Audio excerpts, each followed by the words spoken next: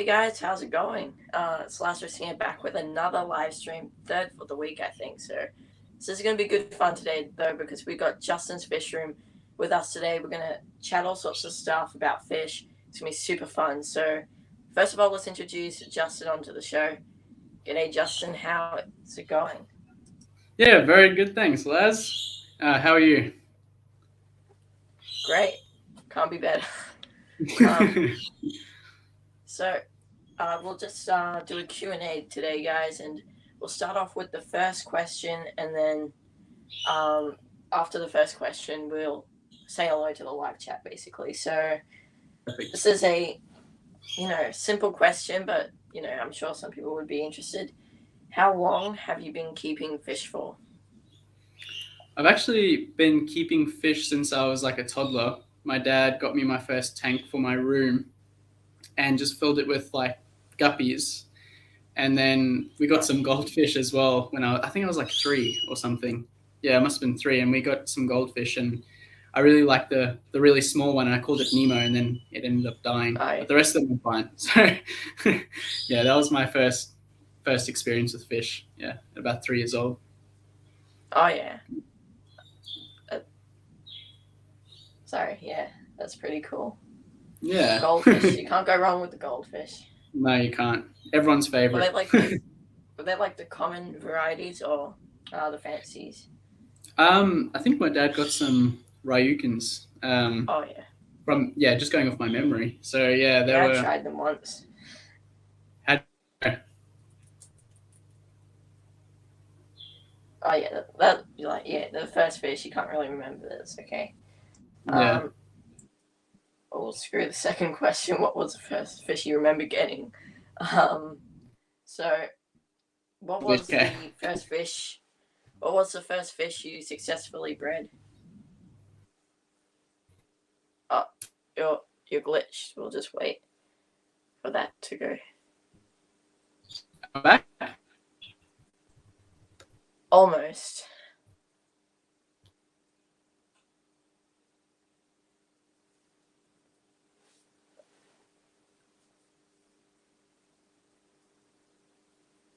Yeah, you're glitched. Bad.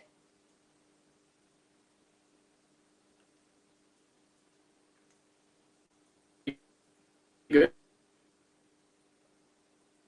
I can just hear you. Oh, yeah. We're back again. Got me? Yeah. Okay. Oh, that's good. Alrighty. What was the question again? Sorry? The first fish you successfully bred. Okay. So the first fish I successfully bred was probably a platy. Like the platies, what do they call them? Like the sun-kissed platies or something? The really bright orange and yellow ones. Oh yeah, sunset. I've got some in here. Sunset, that's it. Yeah, I used to breed heaps of them, and one of my LFSs, they used to take all my babies and they would give me a new female. That's cool. So they were pretty cool. So yeah, that was the first successful breeding project I ever had.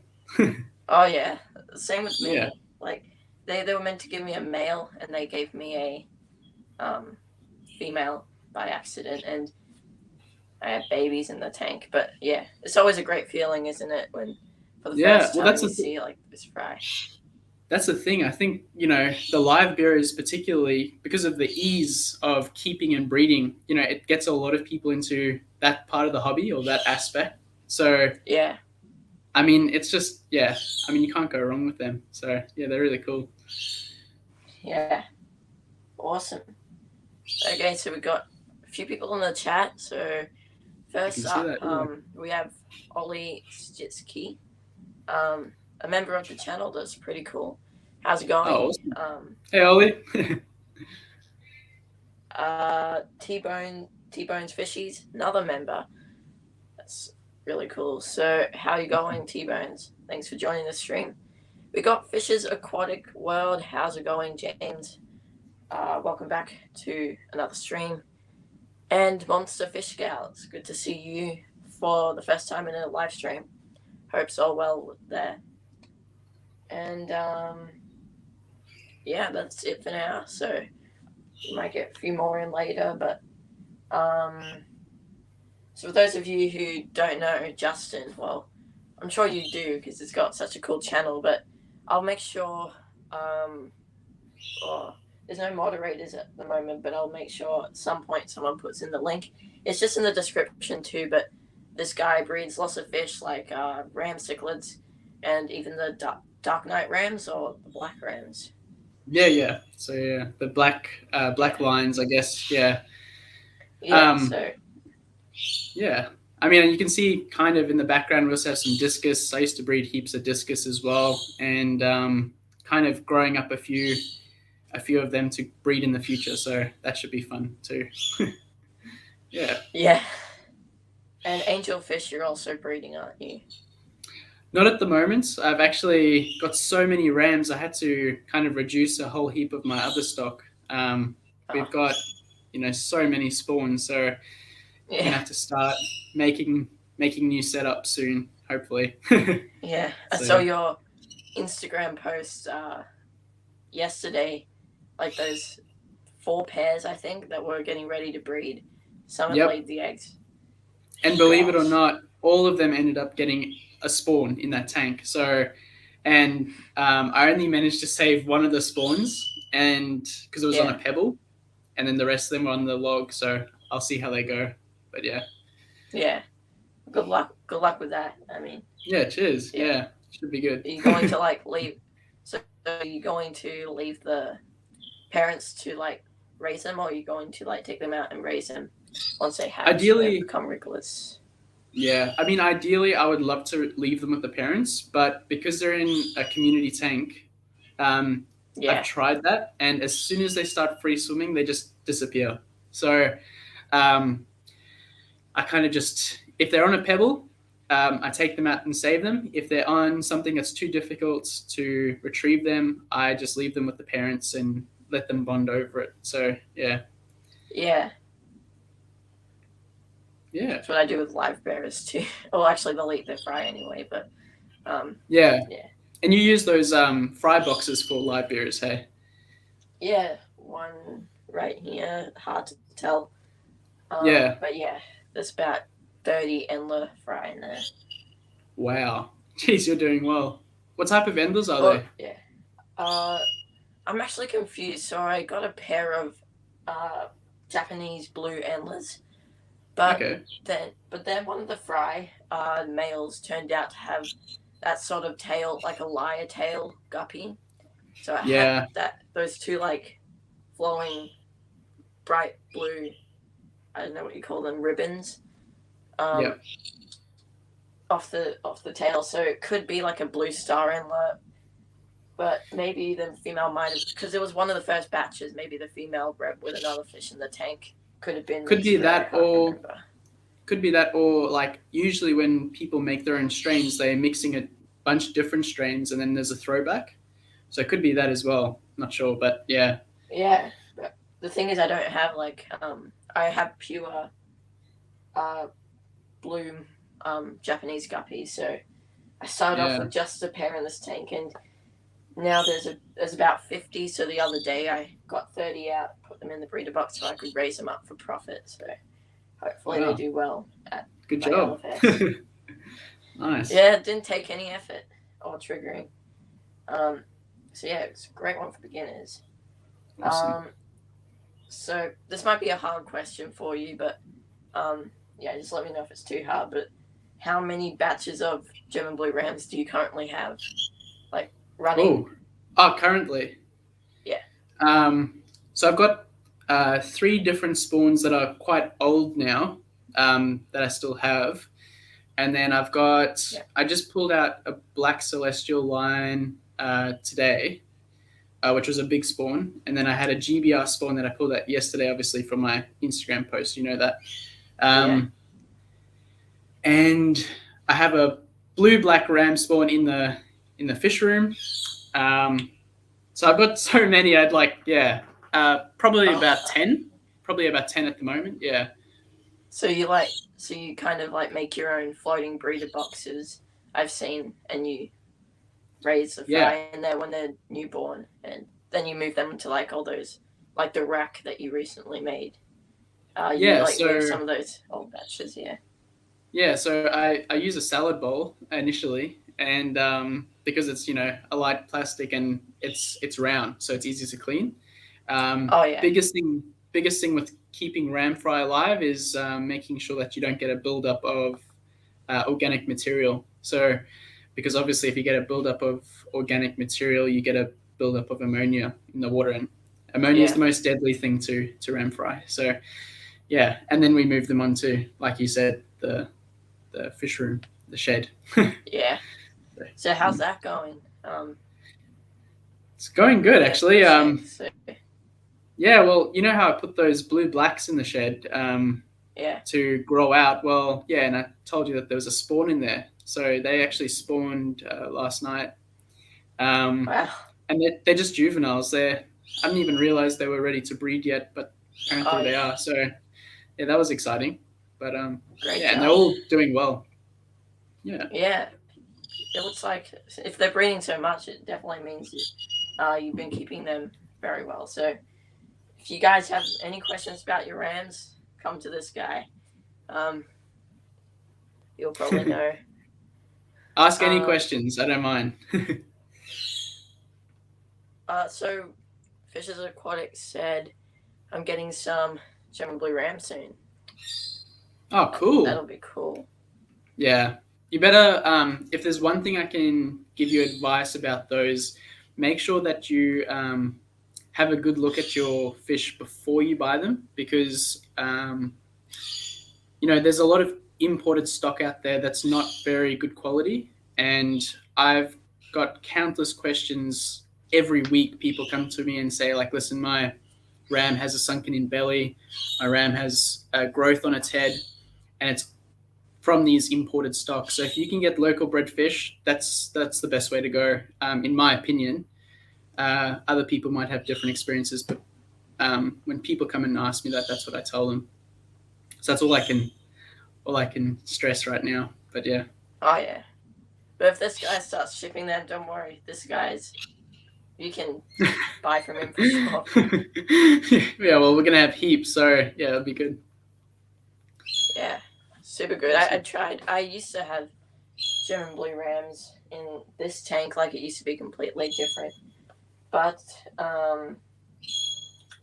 I asked for a male and female, and they did give me a male and female, but I think it was one of those females that was pretending to be a female. You know, yeah, where I forgot what you call it. But Similar they to a show that. pistogramma. Yeah, pistogrammas do that. Yeah. Yeah. I think you get different levels of dominance in a group of GBRs. So if you grow them up together in, the whole spawn in a 2-foot or 4-foot tank, whatever, you see some really big males that are very obvious. They've got a pronounced dorsal fleck. They've got very nice colors. They've got even a lump on their head, if you've got good quality stock, and very beefy. And then the females are very spangled and, a lot different. And sometimes the stock, especially in pet shops, can look very, very similar because, they're all the good fish are taken out first, and then the subdominant individuals are left, and they all look the same. So, yeah. Yeah, I was at my local fish store the other day, and they had, I think, the Dark Knight Rams there. They also had the electric blue balloon rams, those little things. Cool. That's awesome. Have you had much experience with the electric blue rams? So I'm actually in the process of looking for some electric blues that are locally bred. I've come across so many that are imported stock, and I won't even kind of consider them because I know that if I take them home, they're not going to do well. So still in the process of finding them, but yeah, I am considering them, and golds as well. So yeah. Oh yeah, the gold ones. I haven't seen those in person, but they look great. Yeah, they're pretty cool. Let's update on the chat. Yep. G'day, Danikin Aquatics. How's it going? Sorry, it took me a while. We've been talking. Yeah, we've been in conversation. And T-Bone said he does not breed fish because he does not know what he's doing. Oh. Don't worry. None of us do. Don't worry. Yeah. Big Tank Hank, how's it going? Great to see you in the chat today. Yeah, I did a live stream with Big Tank Hank, I think half a year ago. That was pretty cool. Oh, very nice. Yeah, it's a good person. What type of fish? What type of fish does he keep? Lots of guppies. Oh, cool. But, Garrick, you can always fix me. Sorry, you can't correct me here. Sorry, forgot. Okay, but yeah, he has I think some shrimp too. Yeah. And like a lot of wild live bearers, those sort of like not platies, guppies, mollies, all those staples. More like golden wonders. Actually, he has some golden wonders, Okay. and yeah, he'll probably put a few more species in the chat probably. Awesome. Looking forward to seeing those. We also have, have you like kept the golden wonders before?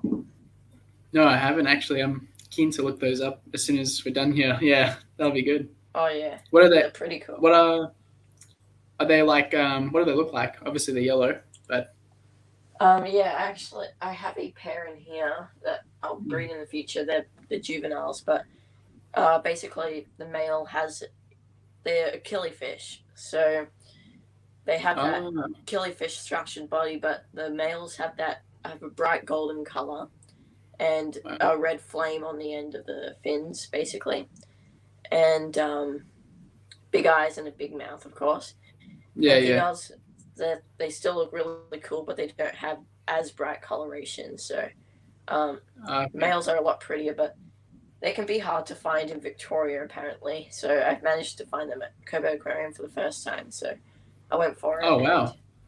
Yeah, they're egg scatterer, or not an egg scatterer.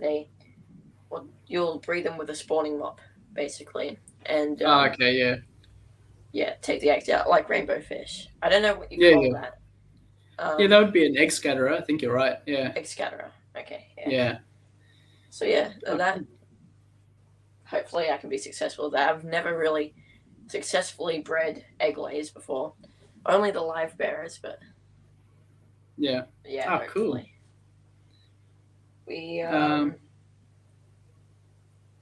Cecilia has goldfish. That's pretty cool. Awesome. Hank says he has a lot of tetras, killifish, and he has fry now. That's awesome. Great. Cool. What fry, Garrick? Have you got like the killifish fry, tetra fry, or the guppy fry? You always have guppy fry. Let's move to the next question. Sounds good. So what would be the number one piece of advice to give to a person starting out with the German blue rams? Oh, wait, I guess you already answered that. Besides that, then let's. Well, I mean, I can elaborate if you want me to. Basically, with rams, you just want to, keep the water as pristine as possible. Like, I mean, I understand that everyone's got like some serious commitments. Like, I'm a full-time uni student, but I still make sure that I do a water change every day. So I enjoy water changes, so that's always good. And I mean, probably in the future, I'm going to have to start making that a bit more autonomous, but just so I'm not having to do it manually all the time. But you need to keep their water clean. You need to give them fine sand. People put them in a bare bottom tank, and that's just, it's not good. I mean, you can breed them in that sort of environment, but at the end of the day, they are a geophagus, which essentially means earth eater. And by earth eater, they actually sift fine sand. So they've got a specialized structure in their jaw where they'll scoop fine sand and they'll sift it through, and you can see the sand coming out of their gill flaps or the operculums. Yeah. And they're actually eating little morsels out of the sand and organic matter. So definitely fine sand. and clean water are the main ones, and some plants and yeah, rocks and stuff. Yeah. definitely. Maybe that's why I didn't have the best success with my GBRs back then. But yeah, I used to have a Geophagus Rio Branco or Rio Brevo. They did they put a name on it, but it didn't like come up on the search for some reason. But yeah, I had it. It was Yeah. one of those normal Geophagus, and yeah, it did the same thing. Sifted through all the sand. Luckily, I did have sand in here. Um, Yeah. but Well, they're yeah, actually so very closely related to the Geophagus, and so ram's actually part of the micro Geophagus group, and yeah, yeah, so they're very, very closely related. And some people, if you're expert enough, I guess, you can actually see a lot of similarities between the two different groups of fish. So, including the sifting yeah. sand. Yeah, yeah, pretty cool. Oh yeah, it's great fun to watch. Yeah, the Geophagus seemed to have like one of the best personalities too. Like my Yeah. ram cichlid, my rams. So before my pair, I actually had a ram cichlid before. The reason why it died was because I had an aggressive fish in my tank that bit off the head of it. So Oh my yeah, goodness.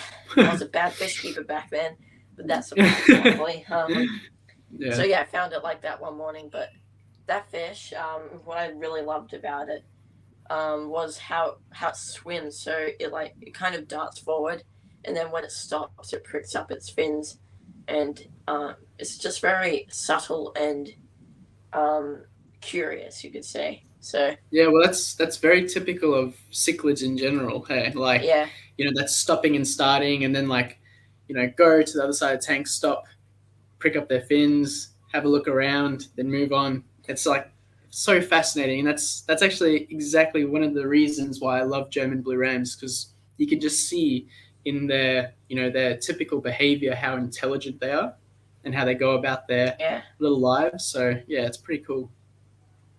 Yeah. yeah, yeah. You're right, I guess, because yeah, the electric yellow cichlid and the electric blue carrot both do the same thing too. So yeah, Yeah. cichlids are like one of the most like same with the crebensis and epistromonas. They also have that sort of trait. That's why a lot of people love them, and why you love and I love them too. So Yeah, yeah, definitely. very cool fish. T You know, Bone said, "Oh oh yeah. yeah, go." No, let's go. Let's go to the chat. Let's Okay, have a look. T Bone said that he has the opposite opinion about water changes, fortnightly water changes. Well, if you have an established tank, you don't need to do a water change, like every week or so. You can just some people get away with it doing once a month, but that's if Yeah. you have that's for the bigger tanks really. But I see with Mm. smaller tanks, you've got to do at least one per week, or else. Yeah. Although this tank here, it doesn't actually get water changes. The water evaporates a lot really Yeah. easily because it's pretty warm, so that it triggers breeding and triggers the fry to grow a bit quicker. But I just top it up, and that's like a whole water change once a week. And whenever I do a water change on this tank, I just top up this. It always needs a top up, but Mm.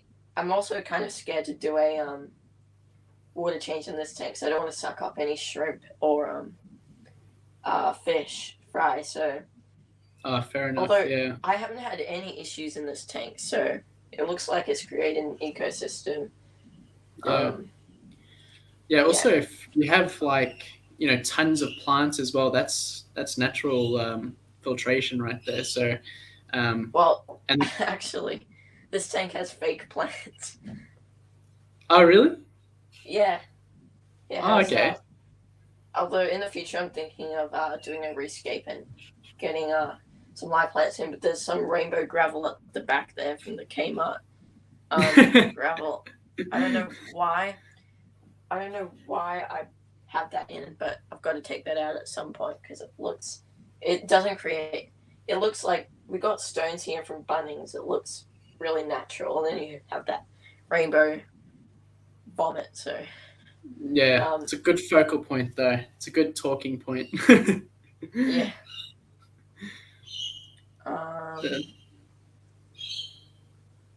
Yeah. Welcome Bobby K to the live stream. How's it going? Great to see you here again today. We've also got comment highlighted. CH, how is it going? Yes, you made it today. That's a special moment. Um, yeah, it depends on what's in the tank. Yeah, I mean, really, Yeah. this should be getting water changes. I don't know why it's doing so well, but I don't know. If I come through an issue, though, I'll make sure I'm keeping up with the water changes. Yeah. I mean, with the Yeah, discus behind me here, you know, they also like need a heap of water change just because they are a more difficult fish to keep. And if you think about where they come from in the wild, you know, they constantly got water um, rushing past them, fresh water. And yeah, so they're basically constantly getting a water change 24/7 in the wild. Um, and we cannot, you know, mimic that in captivity. You know, it's almost impossible. But we can try and match it as much as possible by doing as many water changes as possible for that type of fish. But I agree with yeah, what for you're saying, sure. Bobby. Yeah, I'm. Yeah, I don't understand why. Oh, maybe a lot of the fish in here I have pretty hardy. I've got like endler guppies, so Mm. um, like they're bulletproof. And then a few weeks ago, I actually got. I keep forgetting about this fish because it's always at the back. But it's the chocolate gourami.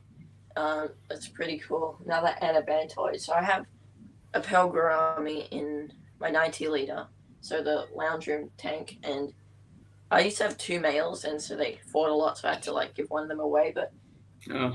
that pearl gourami I've had for 2 years now, 2 or 3. Mm. So I just had like lots of success with gouramis, so I really like them. They're Yeah. super cool. I used to have a big discus tank in my previous house, and I used to have a moonlight gourami, just one singular moonlight Oh yeah, gourami, and he was just so cool. He used to like think he was a discus, I'm pretty sure, because he used to line up with them when it was in the morning feed. They would like all stick in the corner. He would come up to my oh yeah, hand. He was so cool and very, very beautiful fish as well. Yeah. oh yeah. They look amazing. Um, was it aggressive at all? No, not aggressive at all. Actually, Great. very, very peaceful. I think also because it was so big, it was quite lazy as well. But I've never had experience with aggressive gouramis, so yeah, they've always been pretty good. Yeah. Um, Yeah. looking at the chat, Fisher has 2 packs of the rainbow gravel unopened. So I know this guy also has the Kmart tanks. I mean, well, why wouldn't you get the Kmart tank? You get the tank for $30, and then you get a filter that's horrible, and a gravel that's horrible, and a background that's horrible, and a lid that's oh okay. But uh, I mean, you could go on like Facebook marketplaces where I love to go to try find Yeah. deals. Haven't found a deal yet though, but if I do find like a really good deal at some point, I might consider something new. But I can't make any promises. So, oh yeah, looking at the chat again. Yep. Listen to the big tank Hank. No rainbow gravel. No, I mean some people like it, so I Yeah. respect that. So T-Bone asked you, Justin, how many tanks do you own, and how many types of fish do you own? And Bobby guessed 12 tanks. Well, Bobby would be correct. Yes, I've got 12 tanks in operation at the moment, but there will be a lot more than that soon. I've just got to Yeah, start making a bit more money and start getting enough time to actually get around to doing that. So, yeah, but 12 yeah. is correct. Great job, Bobby. And Yeah, good job. what like types of fish do you own at the moment? Um, um, I have, so I've got the discus, obviously. I've got yeah. heaps of different tetras, so including rummy nose, cardinal, neon tetras. Cool. Yep. Then I've got bumblebee gobies. Oh yeah. Got the Rams, obviously. Glitch. Oh Oh, is no. it glitching? Am I still glitched or? You're back now. So Okay, we cool. were at the Bumblebee Gobie. Yep. And then I've obviously got the German Blue Rams, the Black Line Rams, the Blue Black Rams, the Bristlenose Plecos, the albino Bristlenose Plecos. Then I've got the Super Reds, then the Lemon Blue Eyes, and then I've got the L397 Plecos, L201 Plecos, then the Chopre Danio breeding colony, and cherry shrimp, and I think that's it. That's about it for now. For now. 15. So. Yeah. 15 species. Yeah. And pretty cool species too. Yeah, I've always wanted Yeah. to try like those those rarer plecos like the L like number, The L number plecos. Yeah, like the yeah. L Oh, I think I lost you. look of. I got you back. Great. The L46 are ones that I really love. Yeah. But in the future, if I manage to, if I like come to Queensland at some point, I'll have to come visit your fish room. Definitely, you're always welcome. So yeah, and I'll give you a whole tour. Yeah, and probably by then we'll probably have like a lot more tanks because it's going to be ages since I can go somewhere. Because we're in lockdown for another month. No, 2 weeks. Probably a month. But, yeah. Fingers crossed it's better soon. We'll see. But yeah, I'll definitely have a lot more rams for sure. And discus pairs breeding, hopefully. That'll be the goal. Yeah. Yeah. And also maybe some lemon blue eye breeding action. Or, yes, hopefully. We'll see how we go. Those super red plecos look really good. Bristlenose plecos. Yeah. Yeah, they're pretty cool. I like them. I've actually yesterday or last night, I went into the albino bristlenose tank, and the male was fanning. So I was like, "Oh, cool! I got some eggs." So I had a look. I didn't realize. I think 2 or 3 females actually spawned in that cave at the same time because I must have like 300 eggs. Wow. I don't know like what happened, but there's so many eggs in that cave, and I actually had to use a blunt butter knife to actually get them out, because all the other females were trying to go into the cave. So yeah. Breeding insanity. Yeah, I mean the eggs were outside of the cave as well, so I had to suck those ones up because the females were obviously trying to fight to go in. So is that your first time with the albinos? No, I've actually got I've got quite a few of them actually in my planted aquarium. I don't know if you've seen from one of the YouTube videos, but I got a heap of babies, juveniles, and they were from the previous 3 or 4 spawns. So yeah. Oh yeah. So do you use? Do you use for the so to breed the bristlenose? Do you use like those clay caves that you made with Nick, like those? Yeah. So I use those, and I've also got some clay caves that I got from my fish breeder friend Suresh. He gave me a heap of caves, so I use those too. Yeah. So would you recommend buying a cave from the fish store or making one? Probably making one. I think if you have the time, I would make them just because it's fun. I mean, you may as well just do it once. But if you need convenience and you don't have that much time, I would just get one from the shops. I mean, they're so good. They're very finished looking. They're good looking, and you can even get those wooden looking ones with the textured outside. Yeah. So yeah. Well, actually, a year ago, I was at the beach near my beach house, and it was actually clay, natural clay, washed up on the shore that the ocean made. I don't know. It was just like clay. It was rocks made out of clay. Oh wow. Okay. But it was it wasn't like someone put it there. It was just brought in, and it was that natural clay. So that Oh was wow. really interesting, and so we got it, and it just acted like normal clay. So maybe if I come across that again, I'll make some tunnels, and yeah, try fire them from somewhere. I don't know. Yeah, Yeah, definitely. Yeah.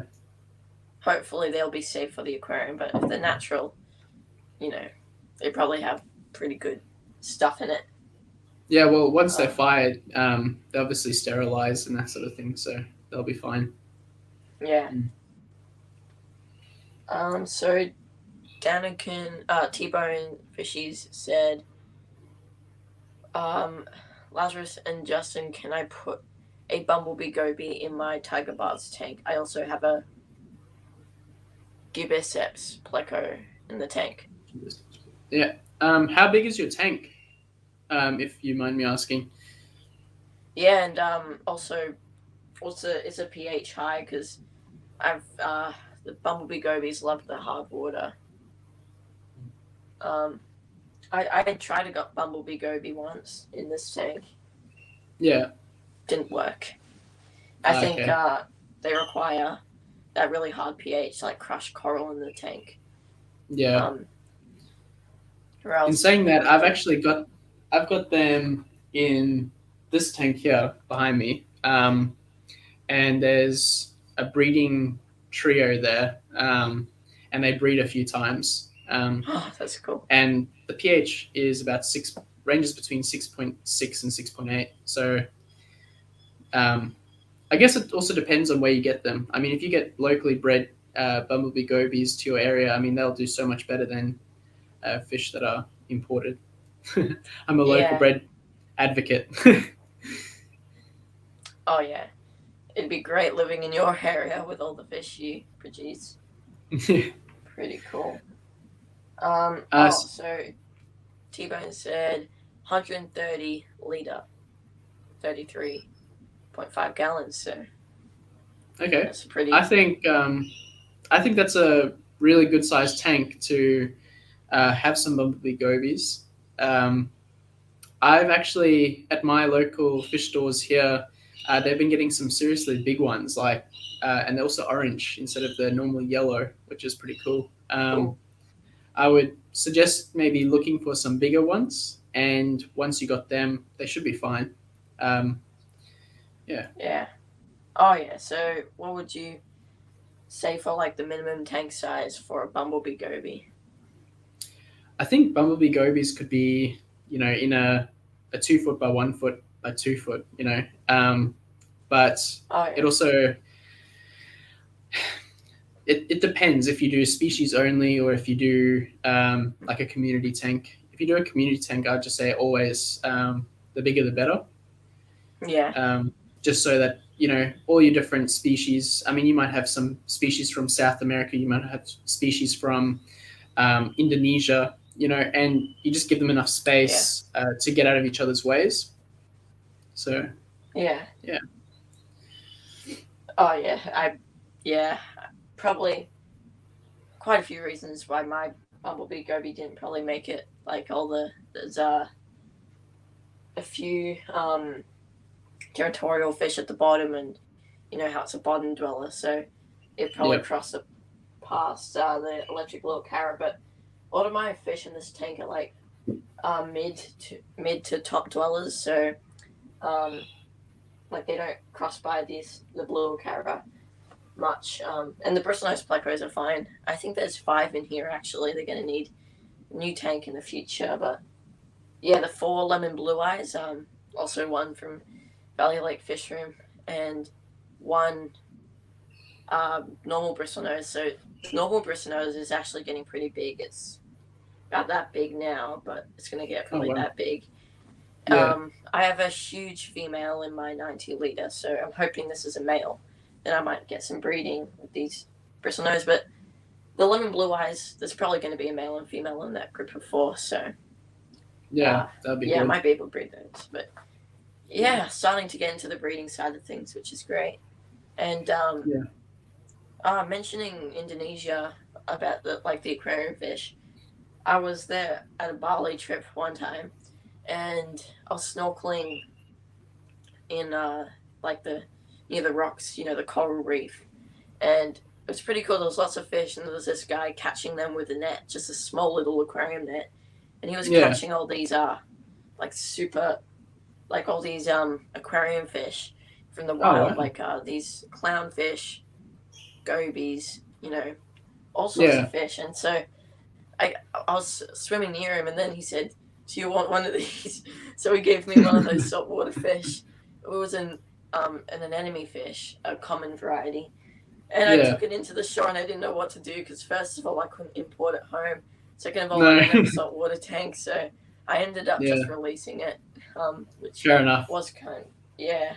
But yeah, it was amazing how he was so good at it, like with just a little tiny net. So Yeah. I it was mean, good fun too. growing up in South Africa, we used to go to the coast quite often for holidays, and there were some really cool rock pools there, and we used to go snorkeling and catching all the really cool looking fish, and Oh then yeah, at the end of the holiday, would release them all back into the rock pool. So yeah, that's pretty fun actually catching saltwater fish. It would be even cooler if you had a saltwater tank. Um, and you could keep them for a few days and then have oh a look yeah. at them, and then yeah, that'd be cool. That's what I did too. Yeah, at the beach there was like a few fish, and I go netting for the shrimp too. I love catching the shrimp with the hands. They're hard, but they're a good challenge. Yeah, definitely. Looks like Yeah. we've got a few questions. Oh yeah. uh, how big do bumblebee gobies grow? Not that big actually. They probably get, Yeah. I'd say, about 3 or 4 centimeters max. um, but I've got some that are growing large, which are, I think, the females because they have quite gravid bellies, and then the male in there is tiny still. So yeah. Yeah. So it might be like different sizes for different genders. So Yeah. are they? Do you tell them by colors? Are they sexually dimorphic? I think it's called when you can tell the difference through appearance. Yep. I learned that You from one of your can. videos, actually. That's good. Yeah. No, you can actually tell them apart, but it's quite tricky with bumblebee gobies. Um, Usually, what's a better rule of thumb is actually just you get adult gobies and you just pick out the really fat ones from the really skinny ones, and chances are you'll pick out females and male. So Oh yeah. yeah. Well, we got Yeah. another question. Um, what's your favorite fish? Always a hard one. You go first. I'll think about Okay. mine. Yeah, I'll be the victim. So, well, I like to narrow it down. So, first of all, my favorite aquarium fish I'm keeping currently would have to be, if I look into, I have a few favorites. So, the lemon blue eyes, of course, because they're brand new. You always love your new fish. Plus, those, just the appearance is really cool. Yeah. I have 3 favorite fish. Then also the dwarf neon rainbows. I have a pair in here. And this pair, the reason why I have a pair, not to breed them, but just so that the male's always showing off to the female, so like you get that better coloration. It's a good idea. Yeah. Yeah, they're also always together too, so it's really, really cool to watch. And I got them fully grown too, so that they're like that big. But this is it's a tall 20-gallon, but Yeah.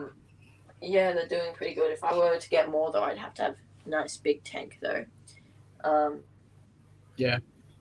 And then my other favorite is the chocolate gourami. It's just so Oh cool because yeah. how rare they are. I mean, I've never seen them before at my local fish store. One day I saw them for like only $3 or $5. Wow. So, yeah. The only thing I don't like about it though is that it's a very shy fish, so it's at the back all the time. So I tend to forget about it. That I tend to forget I have a chocolate gourami because, yeah. But hopefully we'll make peace at some point. So yeah, and then probably my favorite fish to catch, like my favorite fish for fishing. You go fishing, do you? Do you go fishing Yeah. much? Actually, I used to go fishing a lot with my girlfriend's brother. We're pretty good friends, so yeah. Oh Um, yeah. yeah, we go to. I don't know if you know Bribey Island. It's quite a fair drive, but it's actually so beautiful up there. So we go fishing. We make a weekend of it. Yeah, it's pretty Yeah. cool. Sounds fun.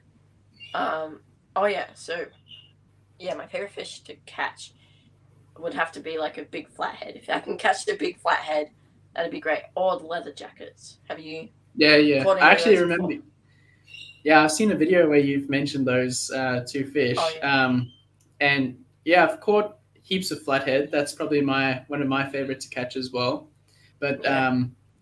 we catch a heap of brim and uh, jewfish as well. So yeah, that's pretty cool. They're fun to catch Yeah. because they kind of just they're so heavy, so it's like a pretty good fight. Yeah, Yeah. but my Yeah, I've favorite only fish caught like to oh yeah. I don't know. No, my favorite fish to keep is like I'd say definitely always going to be a ram, like the ram cichlids. But I love my L number plecos and discus. They're pretty cool too. Yeah. So yeah, Also, L number plecos is the name. Okay. yeah. Great. Oh, it looks like we've got Oh, quite a okay. few. Yeah. Oh well, CH said that neon blue fish looks really cool. Wait, which mine or Justin's? I think I'm that not one in sure your tank. I can see. I've been watching the one in your tank. It looks pretty cool. So yeah. Oh yeah. Oh that. Oh wait. Up there. Yeah, that tank there. Yeah. Yeah, that's the electric blue Cara. Yeah, he's pretty cool. I got him in a mystery box actually. So he's gonna need a bigger tank. I'm gonna have to put him in my cousin's tank, just like with the Bozemanite. So whenever I have a fish that gets too big, I've got that huge tank that there's heaps of room for. So, in fact, they've actually been having angelfish breeding in their tank. I think I told you already, but yeah, to the viewers. Yeah, it's pretty cool, but they keep getting eaten. So yeah, definitely one I want to get in the future though. Breed in the future too. Yeah. So, where did the chat go? Okay. T-Bone just bought a baby bristlenose albino like her last week. Oh yeah, Oh, cool. The ones that Justin has been breeding, so that's pretty cool. I've been hunting for one for over 6 to 7 months and finally got one. That's Very awesome. cool. Awesome. They have the longfin. They had at my local fish store a while ago the longfin blue eyes bristlenose. That was pretty cool, but I think they were pretty really expensive. Cool. Yeah. They would be, yeah. Oh yeah. I mean, lately they've had lots of like rare fish for some reason. Yeah. Yeah. Speaking of rare fish, actually, I'd love to get my hands on those. I don't know if you've ever heard of the half-beak fish. They're like a live bearer. Oh, they're also at my local fish store. They're so cool. Like they just stay at the top. They look like little barracudas, and they give birth to live young. So yeah, I mean, I'd love to get my hands on some of them. So do you mean the wrestling half-beak or the platinum half-beak? Platinum half-beak, yeah. Yeah. Yeah, they're pretty cool. You try guess the price of them at my local fish store. How much? I can't, because I think mine here are like $22 each. Whoa, that's okay. Here they're $200. What? Yeah. Oh my goodness! Jeez. The price difference between here and like that part of Australia is just like pretty considerable. Like, yeah, wow. Yeah, it's but maybe killifish might be more expensive there than here, or like other fish too. Like it's weird how it works, but oh yeah, just like how you said before with the cardinal tetrads. They seem to, although they are similar price at like the big box stores around here. So like I guess it all depends where you go really. But there's also another rare fish at my local fish store. Sorry, I keep saying this, but lately they've had the Pea Puffers there. Oh, Um, that's so cool. yeah, and Yeah, two I've got to hundred and get my fifty hands on dollars some of those. each. Oh Yeah, yeah. well, here they're 280, so yeah, they're not Oh, cheap. we beat you. Haha. Yep. Although they were on a deal, so they would have been more Yeah. expensive. But yeah, it's a shame how they're so rare because, like in America and some places in America, they're like you see them all the time at your local fish stores for like $5 each or something. Um, Yeah. but then there's definitely fish here that are a lot cheaper than like other places. So it can Yeah. be weird and confusing the way this like the pricing of fish works. Yeah, definitely. Um, Rams are one of those fish that if you have success keeping, then you can't help love them. I'm sure you I can relate. agree with that statement. Yeah, definitely. I mean, because when I got my first pair, I sourced them from a local breeder, and they bred for me the second day I had them. And I pulled the spawn and I started breeding them. Well, I started hatching them and all of that. And I ended up with about 500 babies in that first spawn. And they all grew up, which was just like amazing, and started selling Yeah. them. And yeah, so it was like, and then I realized that people are having a lot of difficulty with them. So I guess like it was great to start YouTube and an Instagram page and all of that based around uh, ram cichlids. So yeah. Oh yeah. Oh yeah. What was like your reaction when like your ram cichlids bred for the first time? Like trying to get all the grow outs and getting it right. That sort of thing. Well, the thing is like because I didn't have any prior experience or any knowledge about how people were having troubles with them, I kind of just logicked my way through it. And then only at the end, when I Oh, had all these glitch. juveniles, uh, have you got me? Another glitch. Uh, what about now? Can you Okay, hear me we're now? back. Yeah. Yeah. So All good. at the Yeah. end, when I had all the juveniles, I had like 500 juveniles in that tank, and people were like, "Oh, like, how did you do that?" That I actually just realized that I was so lucky with my pair because there was such a good pair, and Yeah. I was obviously doing something that was working, and yeah, it was pretty cool. Great job. I have Yeah, to say, huge thank you to T Bone for the super $5 super sticker. Really appreciated. Um, so yeah, just to let you guys know, all YouTube money goes like towards a future fish room if once I grow up. But yeah, that's gonna be another 8 years or something. yeah, Um, but yeah, you know, I'll just like make do with these tanks and yeah, this is my own fish room at the moment. Um, okay, so yeah, big shout out to T Bone. Thanks so much.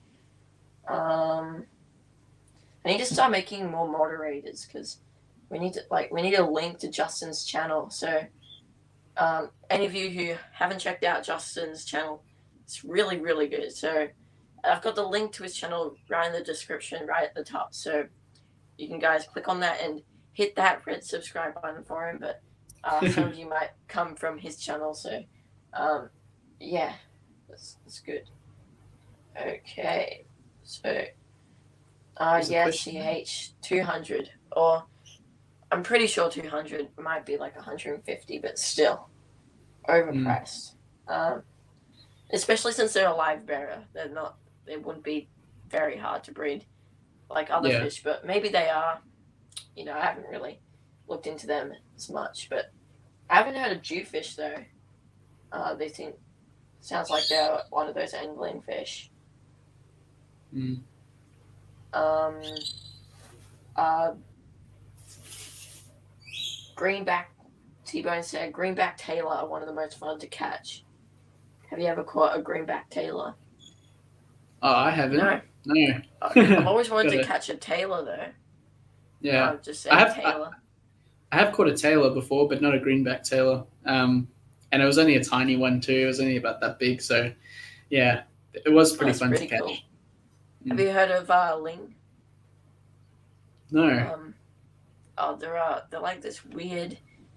There's this catfish in a way. They got this eel sort of tail, and this weird like beak, and just it's the shape like this. It's from the nose. It's like that. Okay.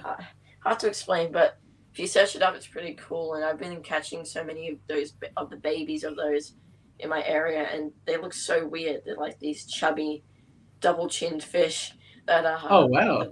They're like, they've got a wrinkled face. It's really weird, but they're That's such a interesting. small fish, and it feels like they're like a heavy fish when you're reeling them in, but they're literally just that big. They're babies.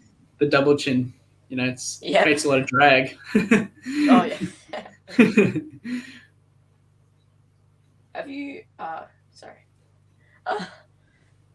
Bobby K asked you if you have let a pair raise their own fry of German blue rams. I'm pretty sure that's what he means.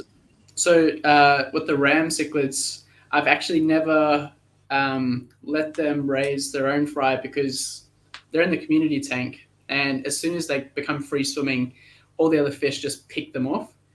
So I am letting a pair of blue blacks, which weren't supposed to breed, but I put them in the shed, and they are now raising their own fry, which is really cool, and I get to see that process too. So at least there's no other fish in there that are going to just eat all the fry, and yeah, it's pretty cool. Yeah. Oh yeah, very good. Yeah, you're gonna try like more often, like raising them with the parents in the future. I reckon that'd be cool. Yeah, I'm gonna be getting a heap more tanks, and then I'll be because I didn't realize how many fry I would actually get over the last few weeks. I've had to resort to making those grow out tanks instead of breeding tanks. So I've done a bit of reshuffling and changing the way everything's laid out, and so I'm gonna have to get some new breeding tanks for the rams, which would be cool. Yeah. Also, so with the fish room, I've been like planning out my dream fish room if I end up like still being in fish by the time I'm 20 or something. But so basically do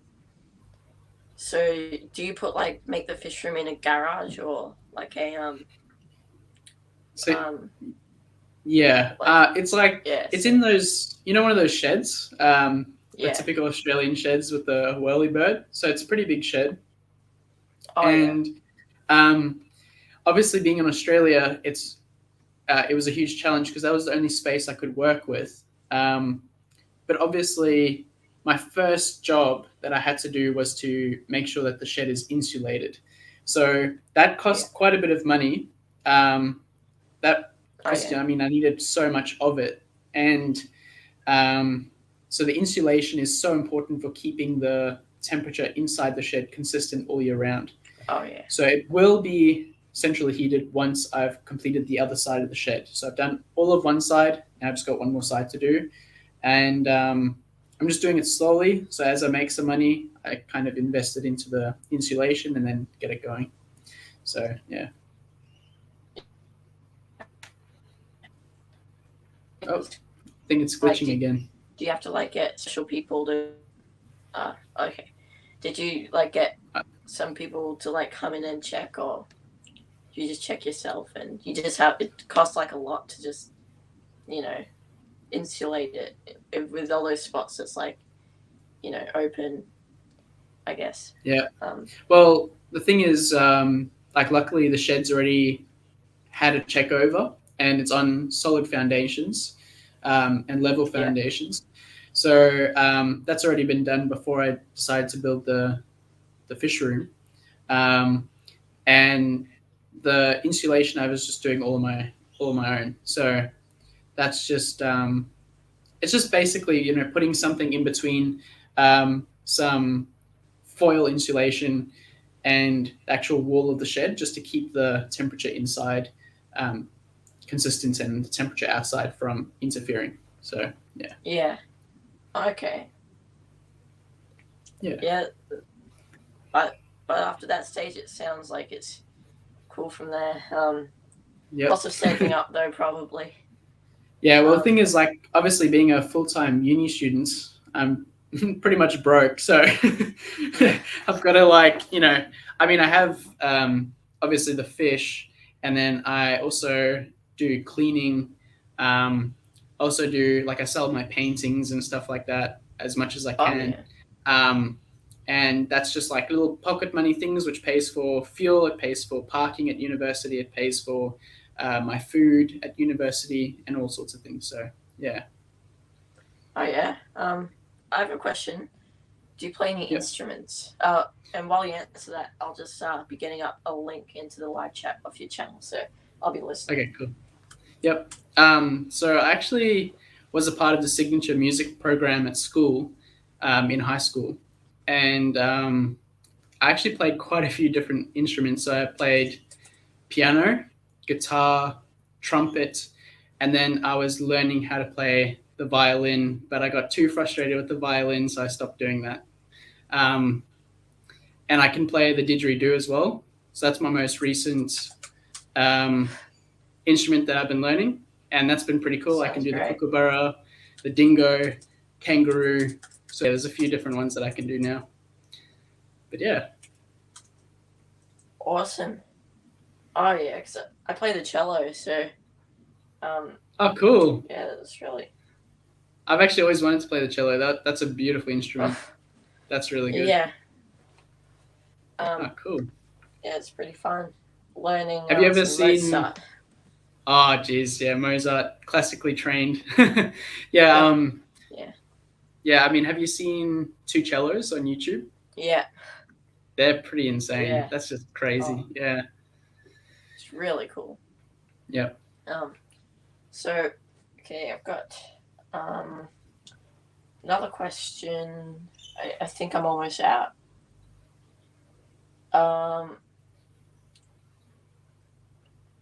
What do you love most about the aquarium hobby? So in general, that's just like keeping tanks. Yeah, okay. another hard one. I'm sorry. No, it's all good. Yeah, no, it's good to think about. I guess being so like full on throughout the week, with work and uni, just to come into your fish room and be surrounded by all these fish who, like give you that passion and that joy for doing this. I mean, like sometimes I sit in this office and just watch those discus for like an hour, and I just completely zone out and just enjoy them. So that's the best part of the hobby for me. And breeding's a part of that. That's more of a thrill than a relaxing thing.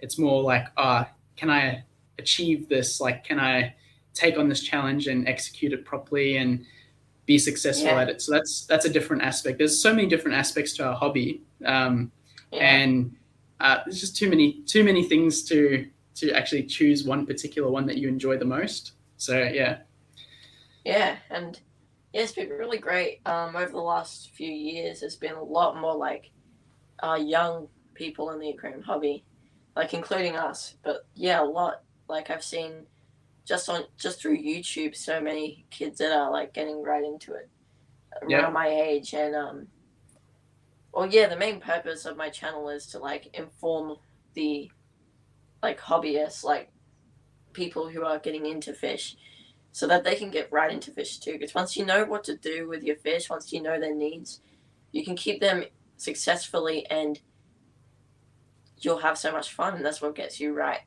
into it and enjoying it so much. And you know what? Our hobby is, like, especially in Australia, it's growing, right? It's already big in like the US and all of that, but there just needs to be an emphasis on people helping each other out for the exact reason that you're talking about, and that's sharing information so that we don't have to go through all the terrible trials and tribulations that we have gone through now like a little apprenticeship, right? And that can sometimes put fish keepers off keeping fish. Yeah. But if we can just lend a hand and just say like, hey, if you need anything, just let me know. And like, just, spend a bit of time answering some questions, be nice, be kind to each other. Like, that's the main thing. So help each other out. We're all human beings trying to get this right. Exactly. And yeah, that's I can relate because when I was when I was starting, I wasn't like right into it. I was just enjoying it for the time being. So I've kept like all sorts of things collected from the wild. I'd keep them, which was a bit cruel, I'll be honest. But I'm not going to do it again. But I used to keep lizards and stuff, and then I'd start not caring for them as much anymore. I'd like more like phases. But then the aquarium hobby, what made it so interesting, and it was just really good to see on YouTube all those those few YouTubers that did all those informative videos. It's great seeing how like it gives you an idea that you're not the only one who is into it, and you're not alone there too. So, or else you might just you might think like if there's no YouTube, there's just no like online platform, you think you're alone out there, just surviving. But to know there's people out there who are going through like similar things and can help you it's really motivating. I mean, especially in the current climate that we're facing with COVID, people are increasingly staying at home, and sometimes that can be very, that can be very overwhelming. That can be very suffocating, and just having, a way of just relaxing and escaping that, such as fish keeping or keeping reptiles or whatever you want to do. That's something that could really change someone's life during the pandemic. And if you can help out, get them started, then I mean that could make a world of difference. So yeah. Oh, we have a new person in the chat. Pet Time.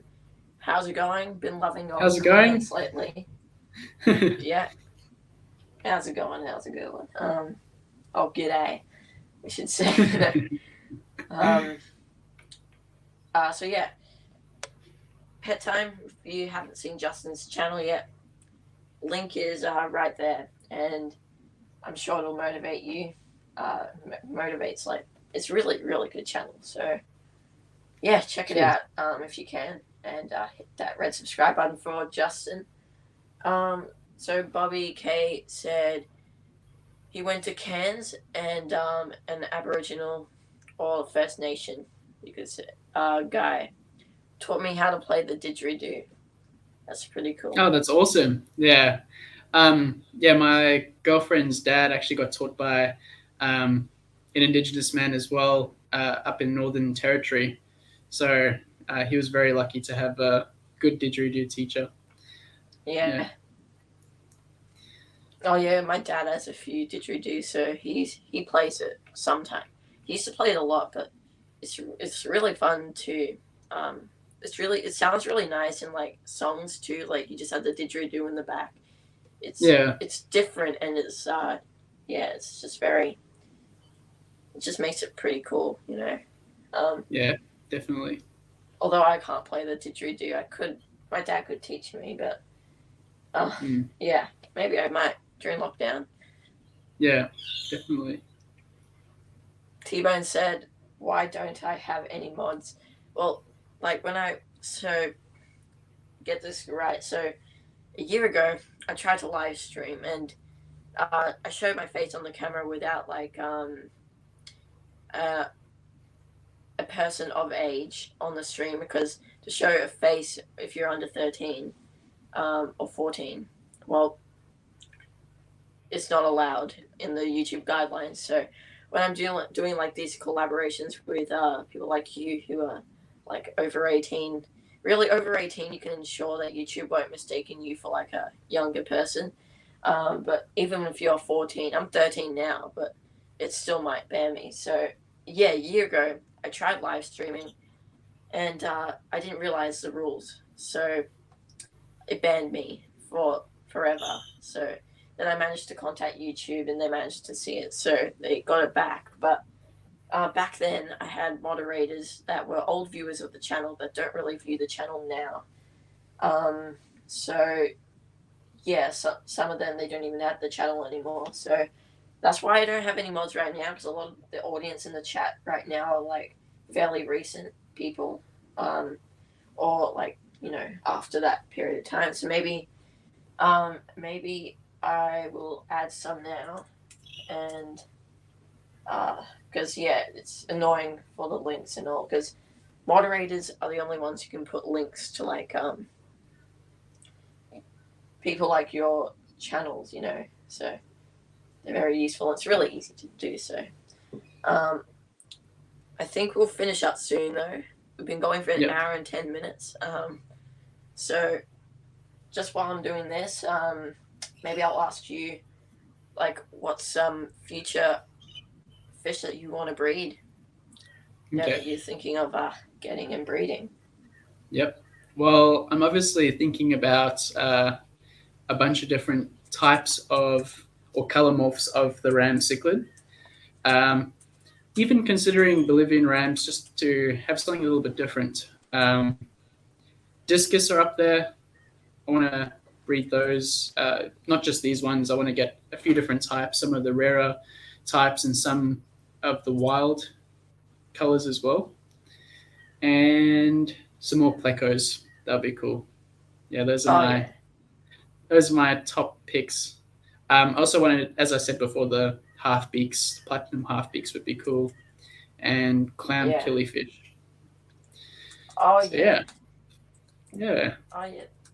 Yeah, I saw some a few months ago of those clown killifish.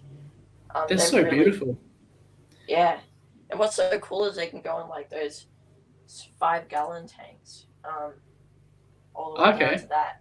Yeah, and wow. Yeah. They're very small. They only get to like 3 centimeters, I think. Yeah, I was actually talking to a guy in South Australia, I think, and he specializes in killifish, and he's got like so many different types. There are so many different types of killifish out there, even just in the hobby.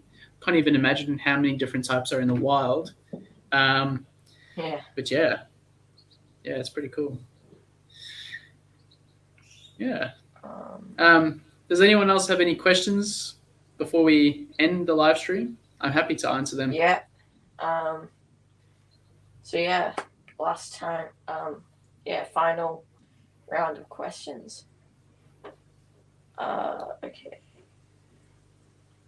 You can buy killifish eggs on eBay and you can hatch them. That's pretty cool. Yeah, I've heard that they some types of killifish lay their eggs in substrate that dries out, and then once the rain comes back, they hatch again, which is pretty cool. Oh yeah. I learned about a fish that does that. I'm trying to remember. Maybe it is the killifish, but yeah, it's pretty cool. So yeah. I mean, that'd be a cool project one day. I think someone should try that out, like on YouTube. I'd be interested. I think there's a type of fish. I don't know if it's available for us in Australia. It's called the pearl killifish, I believe. It's like a really nice blue-colored one, and you kind of breed them in like some peat moss or something, and then then you dry out the substrates and then fill it with water a few weeks later or something. It's pretty cool. Oh yeah. Yeah.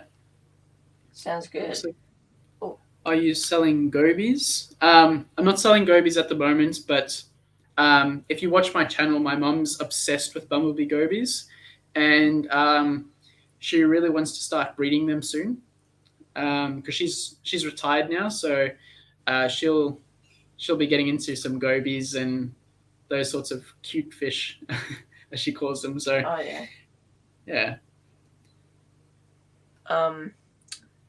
We got Dan the Fishman in the house today. How's it going, Dan? We're doing the last round of questions for today, so if you have a question you want Justin to answer, he breeds all sorts of like rams, discus, placos, and he's going to be breeding guppies for sure. That female, Oh yeah, I'm sure. she's gonna pop.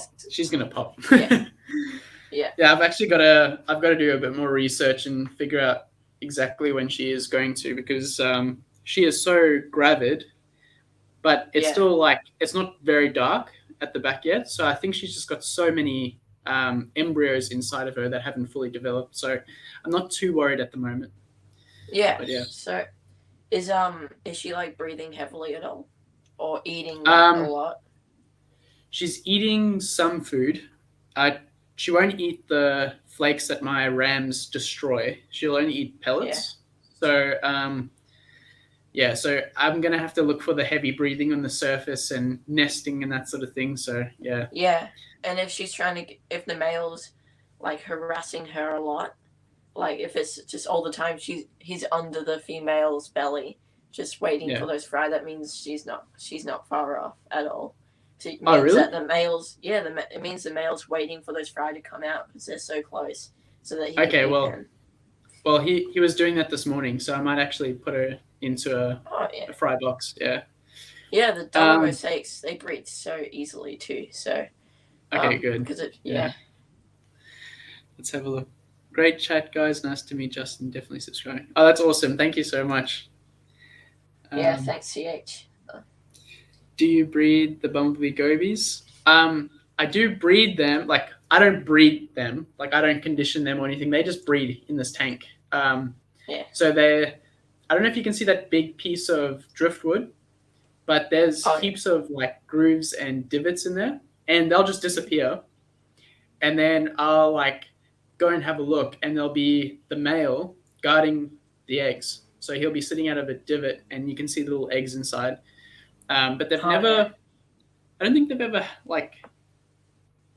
ever bred successfully. I think the tetras and stuff would have picked them off, or there's juveniles floating in there that I haven't seen yet. So yeah. Pretty cool. Let's have a look. One fish I want are mud skippers, but I'm not sure you can get them in Oz. Yeah, mud skippers would be really cool. I think you can get them. I think there are types of mud skippers in Australia. I don't know if they're in captivity though. So they definitely be pricey though. Yeah, especially like the care they'd need. They like they need a brackish water setup that's shallow, and they've got like a deep part. So they love the they're definitely I'd say for advanced fish keepers. Once you've had experience with fish, I don't recommend like starting off with mud skippers because no. they are. It's not like they're even a fish. They're like a frog, you could say, the way that their habitat needs to be. But Probably halfway between a fish and a amphibian. It's like there's missing link between the two. Yeah. So. Oh, Fish's LFS has mud skippers. That's pretty cool. That's awesome. Yeah, that'll be Actually, I think I might try and do that eventually in the future, maybe, if I get enough interest. That'd be cool. Any more questions? Happy to answer anything, especially with rams. I love rams, ram cichlids, not the sheep. Yeah. So, yeah, anything. Otherwise, we'll just.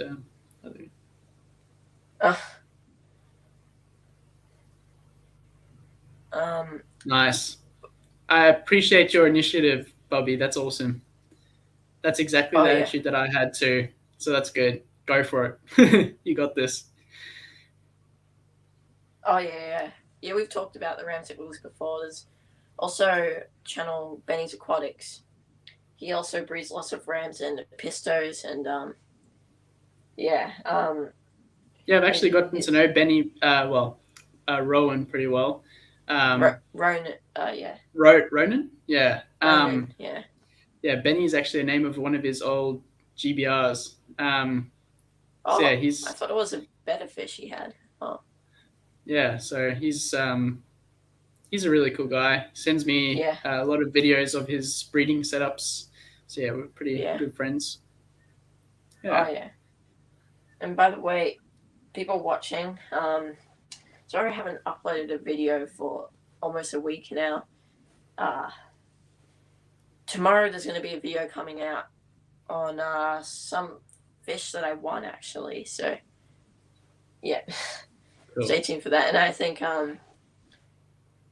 those of you who have already subscribed to Justin, you've probably seen like his unboxing the other day related to that. So yeah. So for those of you who don't know, Lazarus got the second prize, and then I got the first prize. That was very unexpected for me. I don't know about you, Les, but yeah. Oh no, I was stunned.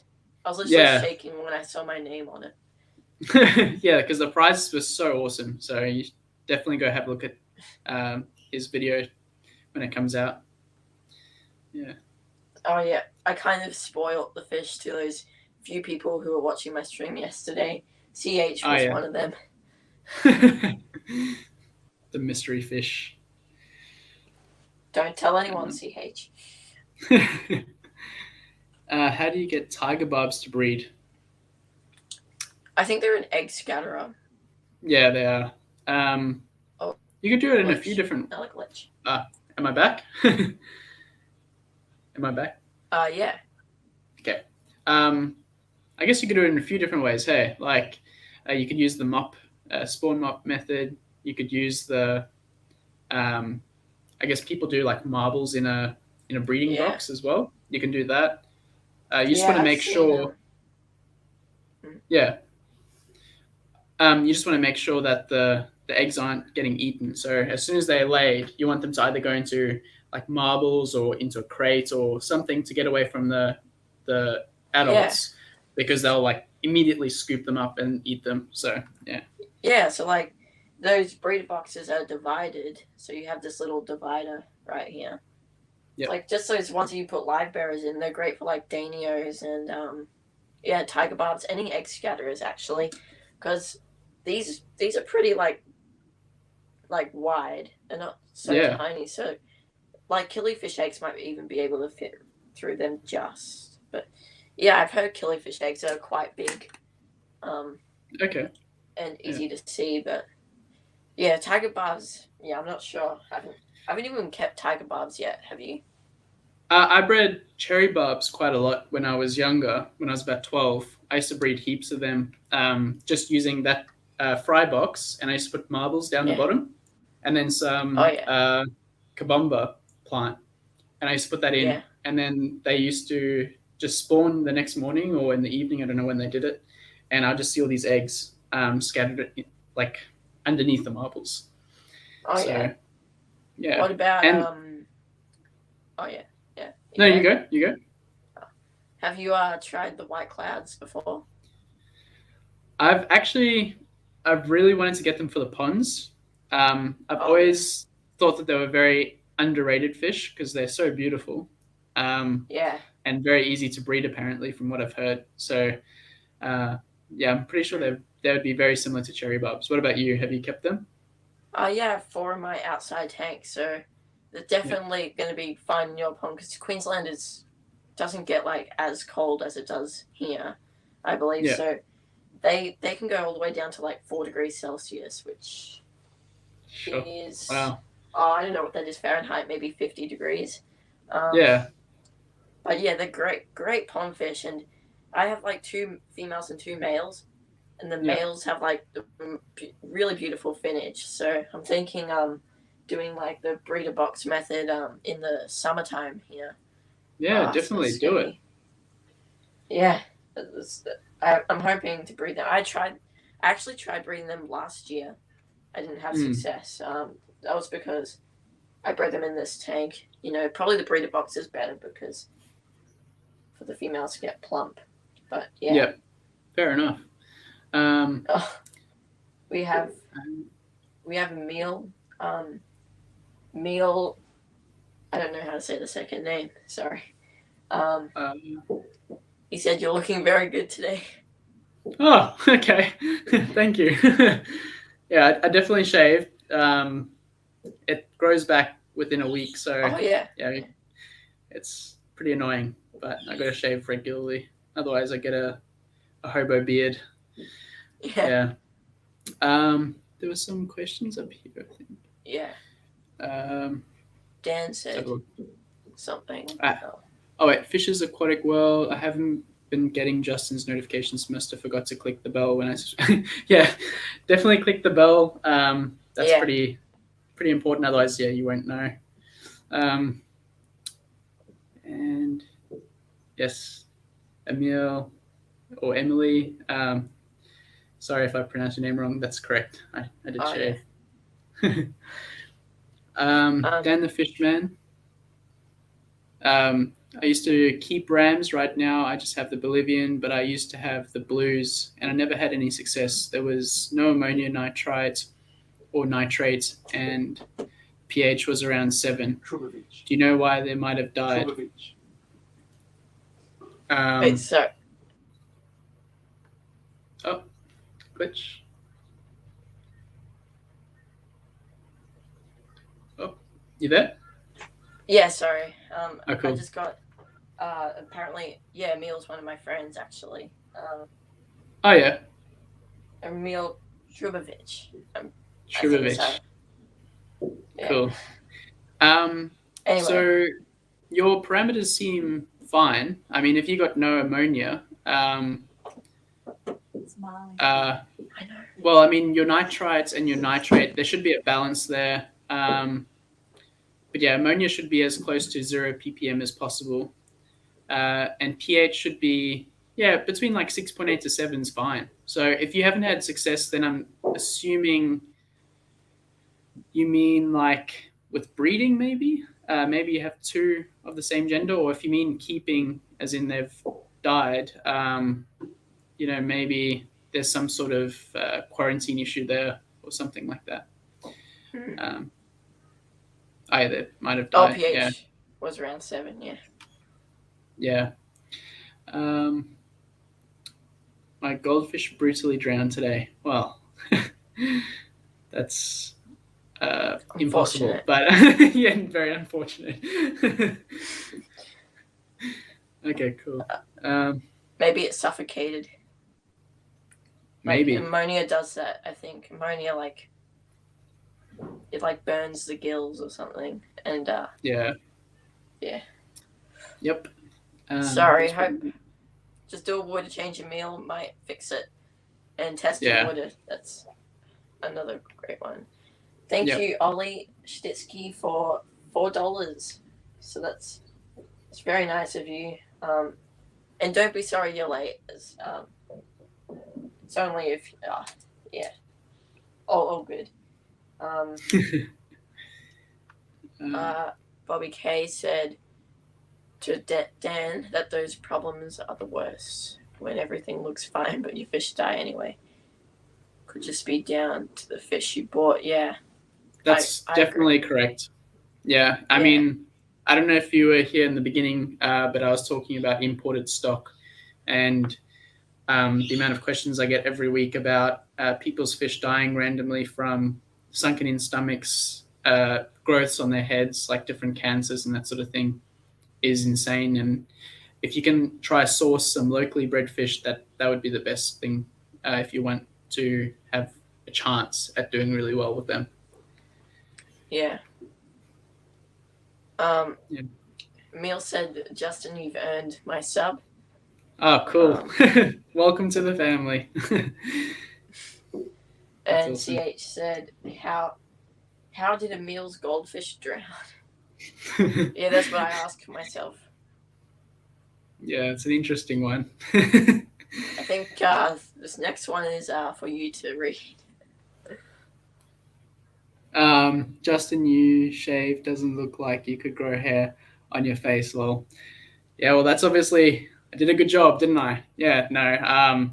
If I leave it for a week, it'll be quite long, and I look a lot older than I really am. So.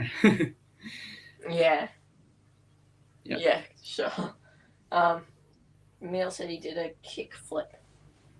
Oh. Well, I don't know what that is. It's a skateboarding term. That is a very talented goldfish. Very, very talented goldfish right there. Good one. You must tell me where you got that skateboard from. got to get Yeah, one. or the goldfish. I'd Yeah. love to get a Oh, goldfish so that can do a kickflip. yeah, I saw your video this morning, Justin, on getting those ranchy goldfish. Um, Yeah, I see, like you really like them, don't you? yeah, they're pretty cute. I Yeah. haven't actually. I got them just before it started getting really chilly, and like I have to go into the ponds and like actually like shoo them out of the log to get them to come out. And I'd rather just let them brumate or hibernate or whatever it is and come out whenever they need. So Yeah. yeah, Yeah. So like they're all healthy with like the cold temperatures. yeah. Goldfish Yeah. are a cold temperature fish, Yeah. Cold water. Yeah. and yeah, and they seem to do very well. So yeah. Yeah. Like I have a ranchy goldfish in my outside tank, and so when I first got fish for that tank, I put straight away like 6 fancy goldfish in. That costed about $60 altogether, for uh, just those 6 fish. And the day later, since there was so many goldfish in a 15-gallon, there was so Mm. many goldfish that the um, the nitrates and ammonia spiked so high that Wow. 5 of them died in 2 days. Yeah, And ammonia again. It's the fish keeper's worst nightmare. Yeah. yeah, I reckon the worst Um, nightmare would be like hmm. getting a power outage in a fish room. Um, Oof. yeah, I've Yeah, I'm seen. lucky because we've got heaps of solar panels on the roof and we've got a generator. So Oh it's yeah, linked up to the fish room. So if that ever happens, we've got a generator to keep everything going. So yeah, yeah, because yeah, I've seen that Nick's had a power outage. So is Aquamate. Are you familiar with Aquamate? yeah, It's yep. yeah, another channel. That was depressing. His whole fish room almost died. Um, I saw that. Yeah, almost. Well, yeah, he had like, yeah, it was so sad. Um, yeah. but he's got a lot of support, so it's great to see. Um, but I was gonna say something. Oh yeah, so that last survivor in the goldfish, it was Hmm. the ranchy goldfish. So I got like 2 Ryukins, 2 Ranchus, and 2 Blackmores actually. And Okay. so yeah, that one ranchy goldfish, I named him Chub, and it was about 2 years ago I got that amount of goldfish, and Chubs survived that whole time to this day. So yeah, definitely I'd say, because I thought fancy goldfish couldn't really do as well in the cold temperatures, because I thought it was more for like those single tailed varieties like the comet commons and shabunkins.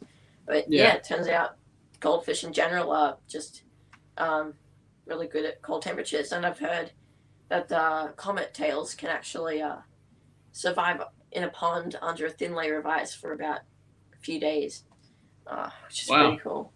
that's pretty cool. Yeah, I mean, I paid $30 each for my ranchus, and Oh, yeah. so I'm like glad I didn't lose them because that's like a pretty penny. But Wow. um, they have, I think it dropped to 15 degrees Celsius here, and they were fine. So Oh, wow. yeah, it's Yeah. um, it's pretty good. Yeah. Wow. Is it 15 degrees there like cold? Yeah, it is cold. Yeah, for Brisbane, it's cold. Yeah. Yeah, Here we got down to like 3 degrees in the winter. Uh, and yeah. yeah. So I can Gee. definitely tell you that ranchy goldfish or just goldfish can go down to 4 degrees in temperate areas, and so can white clouds for sure. White Wow. clouds are also Jeez. like great nano fish. Apparently, they can go like in 5 gallons. Well, the bigger the better, of course. Yeah. Put them. I wouldn't put them forever in a 5 gallon because they are a bit of an active fish and they do like to be in a group of like 3 or more. So, Mm. um, but I mean, to breed them in 5 gallon is really, really big for just like a breeding tank, apparently. But yeah, Yeah. you can keep them in to raise them out, all that sort of stuff. And I have four in a Mm. 15-gallon, 60 liter. So Yeah. yeah, definitely recommend like for a pond you get so much activity. And there's probably like lots of mosquito fish in your area. I'm guessing the Gambusia Yep, from species. South Yeah. America. Yeah. Yeah. Um, no, wait, I can't keep betters alive for more than a month. Oh, um, yeah. Do you have like dechlorinated water and a fully cycled aquarium?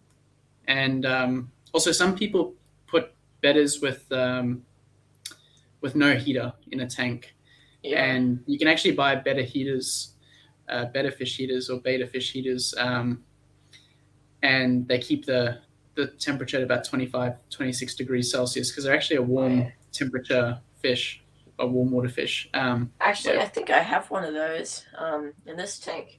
It's like yeah, literally, it's a heater this long, and it's yeah, just set to about 26. Yeah, yeah. and that heats up the tank just for the inlet, so can't Bobby complain. said, "Have a look at what Bobby said. You know they need water, right?" that that would be a pretty Oh, crucial step in yeah, any fish keeping venture. Yeah, probably need some water in there as well.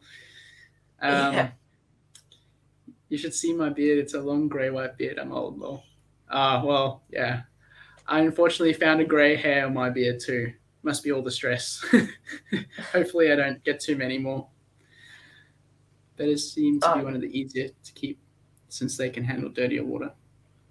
Yeah, so they beta fish inhabit like rice paddy uh, fields, which are very muddy Yeah. and very shallow, like swampland. So Although people yeah, think like they come from mud puddles, I wouldn't say mud puddles, so that's why they think they can go in like those bowls. And yeah, I yeah, can tell you, I have so many reasons why you should not get like a fish bowl. yeah, But uh, so yeah, they are great for a 5 gallon, but I wouldn't go any smaller because some people, like you see at those fish stores in Australia, there's like 2.5 liter tanks and 5 liter tanks or that sort of thing. I don't know what you'd put in that besides maybe 2 shrimp or something, but mm, yeah. yeah, And most beginners actually start out with a small tank, which I think it's sad because they probably don't know that it's a lot easier to keep a big tank.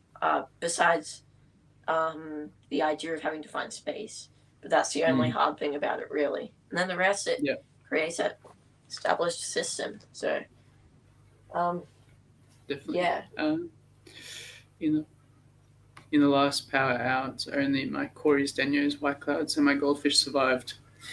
Yeah, those seem to be all very, very hardy fish. So, um, yeah, that's interesting. Yeah, betters are known to be pretty easy to keep.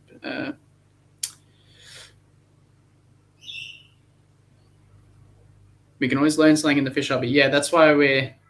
That's always good. Why we all have these discussions and we all like bounce ideas off each other. This is the best thing that comes out of it. Like, there's no better investment than education. So, yeah, let's have a look.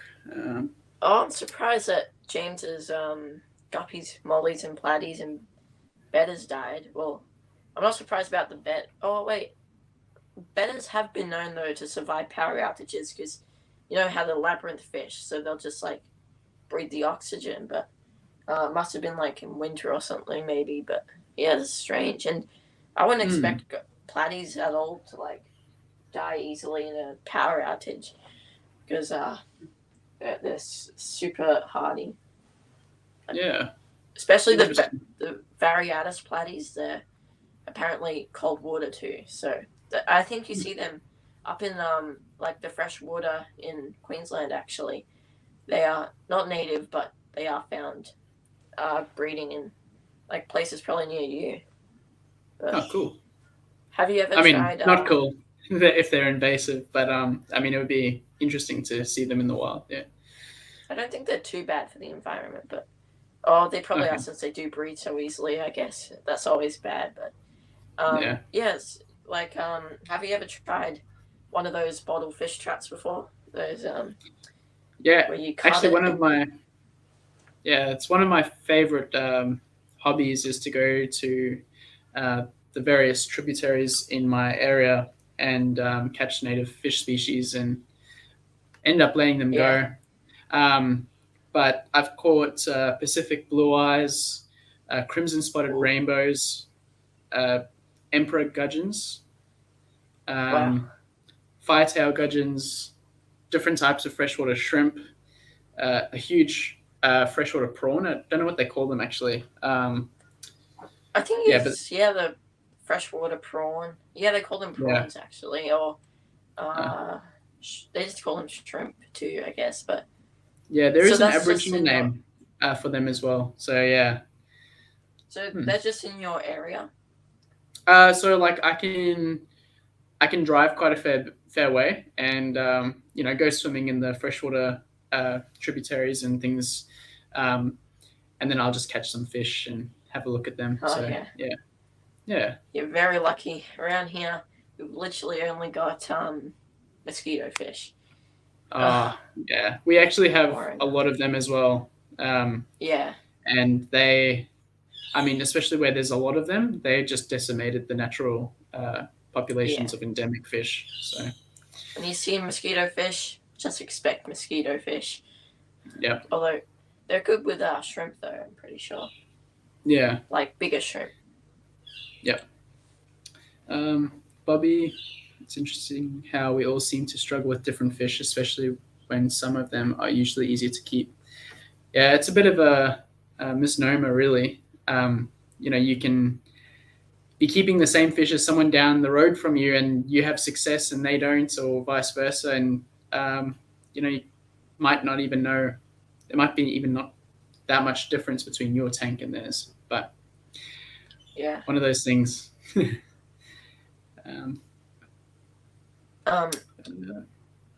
was I going to say? Damn, I forgot. That's so good. Atkins Nature. Oh yeah, no, you go. Yeah.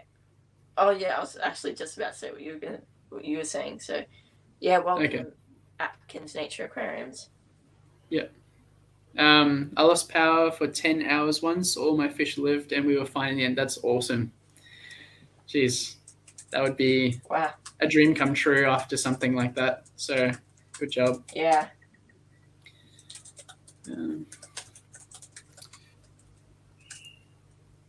The problems with a few day-long power outages is how do you heat the tanks? Even battery backup wouldn't cut it.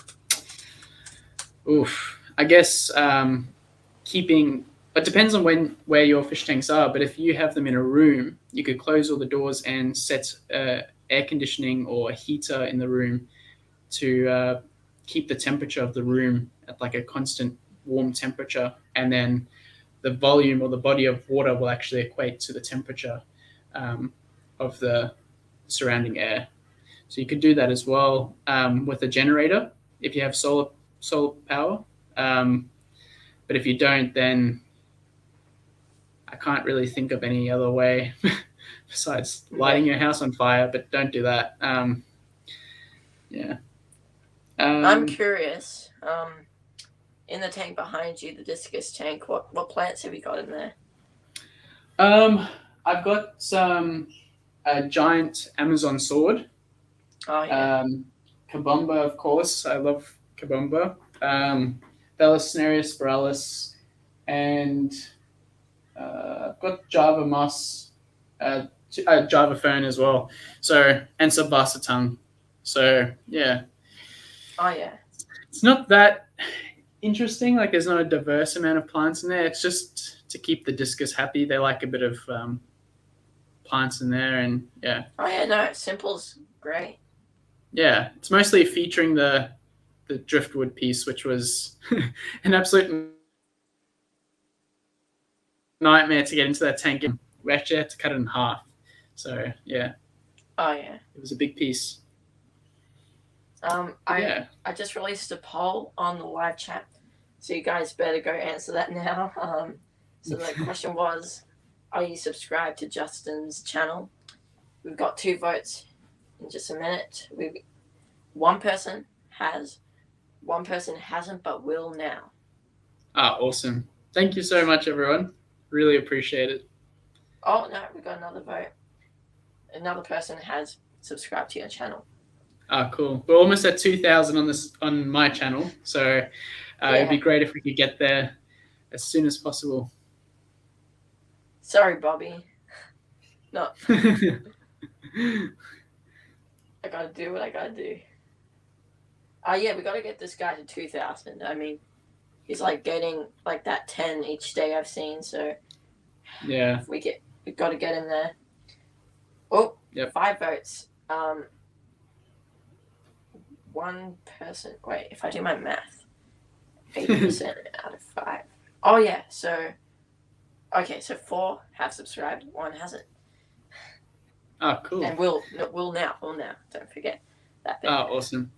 Because I've got so I've only got what's that? So it's at 1,959 subscribers. So all we need is 40 more, and we're there. Well, 41, but yeah. Oh yeah. We're both at like a 5 mark. I'm at 2,225. I think you're going to catch up to me easily. Oh, we'll see about that. I mean, the channel's growing only slowly, but you know, slowly and steady wins the race. Yeah. Yeah. I've now. Oh yeah, great. Atkins sub. Heat the room and use a generator if you have a lot of tanks. I would agree with that. Cool. Thank you, everyone who has subscribed. That's awesome. Really appreciate it, and welcome to the family. Oh hey, we got Benny. Benny's Aquatics. Yeah. Ronan? Yeah. Ronan. Yeah, cool. How's it going, Ronan? Probably already subscribed, but I've pinned the link to Justin's channel. It's in the description. It'd be great if you could go show Justin some support. But I mean, you can never miss another ram breeder YouTuber, I guess, when you're one yourself. Yeah. Ronan's got some pretty awesome pairs going at the moment. He's very talented breeder. He has the Kakatoy Triple Red. I really like those ones. He's breeding them at the moment. He also showed me he had a Angelfish spawn last night. It was over 400 eggs or something. It was like massive. Wow! Hundreds of eggs. You can correct me there, Benny, but I don't. Oh well, Ronan. Sorry. But tell me, how do you like count all your eggs when you like collect them? Because I try to count my fry in here, and it's impossible. They're just everywhere. So I actually, because you know how I do a lot of water changes on my fish or my fry boxes.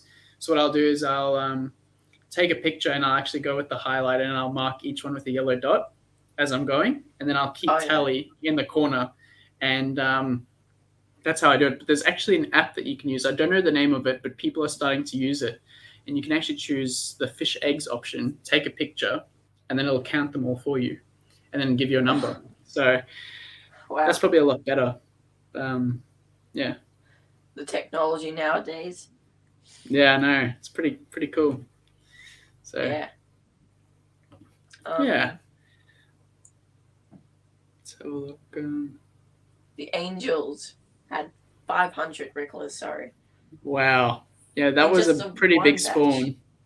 Yeah. That was a pretty big spawn. Wow. It's the biggest I've ever known, and he posted it on his Instagram, so that's pretty cool. Yeah. That was a pretty cool photo.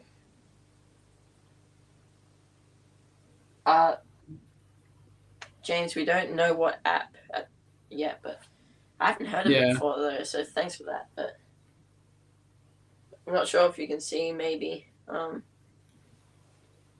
right there. No, you can't see. Too small, but there is the common bristlenose is sucking away. He's getting a nice size, so or she. I'm hoping it's a he. Do you feed them algae wafers or anything special, or do you let them just eat the algae in the tank? Well, I've ran out of algae wafers. I had some, but I can't really go to my local fish store right now because there's so many exposure sites and all. So once I do go there, I'm going to get algae wafers. But lately, since I can't do that, I've left a bit of algae on the glass. Because like most of these are small, so they're still eating the algae to grow. But I've also fed them cucumber too. So I just like put them on one of these like tiny forks. Just put the piece of cucumber on the end. They love it. Like you put that in, they're always going to like eat that. It's amazing, and they eat it so quickly too. So yeah, my L397s and bristlenose plecos, they destroy. I blanch zucchini in just boiled water, and also give them cucumber as well. And yeah, they just love it. The L397s don't get it as much because they have a pretty full-on diet of like whatever they want, really, because there's so many fish in that tank. Yeah, they'll just eat those leftover foods, I guess. Yeah, and plus there's a huge driftwood there as well, and they're known to eat wood. So yeah. I'm actually curious. If I unplug my headphones, I wonder if it won't like sound bad. I'm curious because actually I haven't tried before, so maybe we don't actually have to wear headphones. Let's try. I'll unplug my. Hello. Oh yeah, I think I'll try mine. Can you hear me? Yeah. Ah, cool. I think it's fine. Yeah. I think there's a few people. I've got the live stream up now. Yeah. I haven't. Oh, cool. I haven't kept rams, but I have apistos, angels, and other bigger Central and South American cichlids. That's cool. Any cichlids are pretty cool. They're very intelligent fish, so yeah. Yeah, I don't know the name of the app, unfortunately, but a few ram breeders and apisto breeders are using them because there's obviously so many eggs that you get, and they're all together, so it's really hard to count them. But yeah. Exactly. And then Ronan, Justin, I found with my long fin GBR pair that all the fry would be stunted. As with normal GBR, I'd grow out the same way and they would be fine. You think the pair of long fins could have had bad genes? Yeah, I mean, with the chances that you got a sibling pair is very likely, especially if you got them from the same place. The thing with fish genetics, though, is without getting too scientific, it's quite conservative, which means that the genes are pretty much all the same between the two individuals anyways. And so when they breed together, the chances of there being an increased amount of issues is very unlikely unless there's like a gene or something that's causing a lot of trouble in the fry, which is a mutation, which is something that's not supposed to be there. It's like the bad guy in the DNA. So I think perhaps if they come from a line where they've been interbred so many times, you could have an amplified problem with a mutation that has occurred. But it could also be that maybe there's like some balloon genes in there or something like that could be having an effect. So yeah. It's in the works. Sorry. There you go. Ronan said he's in the works of making a tank tour of all his cichlid pairs. We suggested it yesterday because, I mean, fish tank tours are always really good. Yeah, that'd be cool. In fact, it'd be cool to see another update, like full update of yours sometime soon. Hint.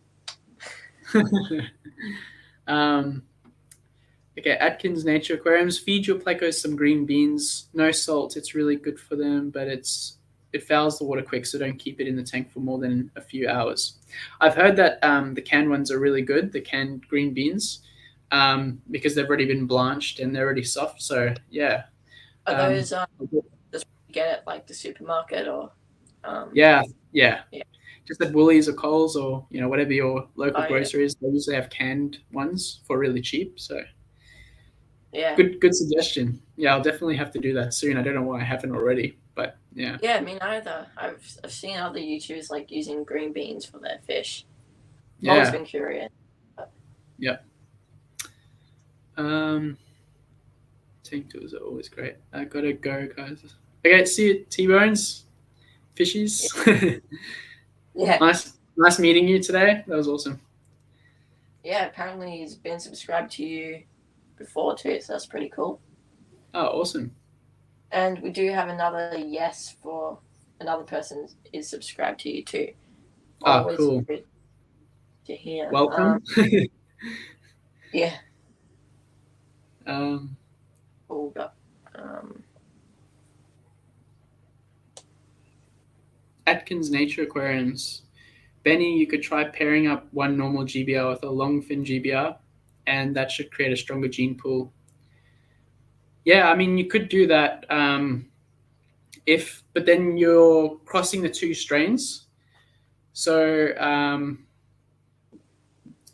I mean, yeah, it will create some fry that have not a very long tail. But maybe a better suggestion, that's a good point, but maybe a better suggestion would be to source another long fin GBR from somewhere else, and then that would be from two different lines, and then you can breed them. If that doesn't work, then definitely follow Atkins Nature Aquariums with that. Yeah.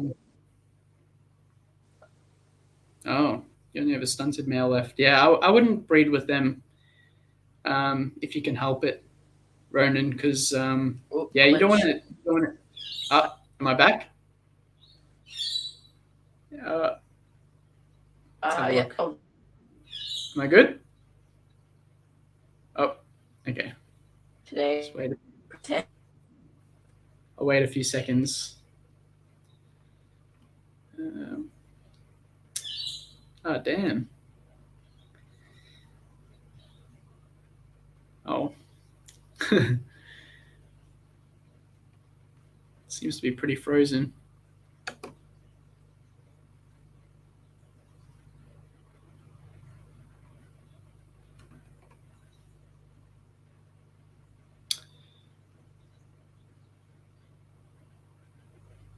Can you... Oh, it's still frozen. Oh.